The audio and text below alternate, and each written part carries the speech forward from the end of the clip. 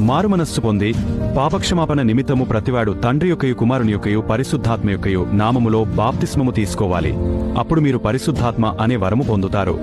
దేవుని ప్రేమించి ఆయన ఆజ్ఞలను పాటిస్తేనే దేవుడు మనలను కరుణిస్తాడు. నిత్యజీవము పొందాలంటే ఆజ్ఞలను పాటించాలి. నరహత్య చేయకూడదు, విగ్రహారాధన చేయకూడదు, వ్యభిచారం చేయకూడదు, దొంగతనం చేయకూడదు, అబద్ధ సాక్ష్యము పలకకూడదు, తల్లిదండ్రులను సన్మానించాలి, నిన్నువలె నీ పొరుగువానిని ప్రేమించాలి. పరిపూర్ణం అవ్వాలంటే ఆస్తిని అమ్మి బీదలకు ఇవ్వాలి. దేవుడు తప్ప మనకు ఇంకో దేవుడు ఉండకూడదు. దేని రూపమునైన విగ్రహము చేసి వాటికి సాగలపడకూడదు, వాటిని పూజింపకూడదు. దేవుడిని దూషించకూడదు. దేవుని నామమును వ్యర్థముగా పలకకూడదు. నీ పొరుగువాని ఇల్లు ఆశింపకూడదు.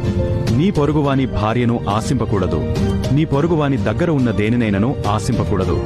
ఒక ఆజ్ఞ విషయములో కూడా తప్పు చేయకూడదు. అలా చేస్తే ఆజ్ఞలన్నిటి విషయములో తప్పు చేసినట్టే.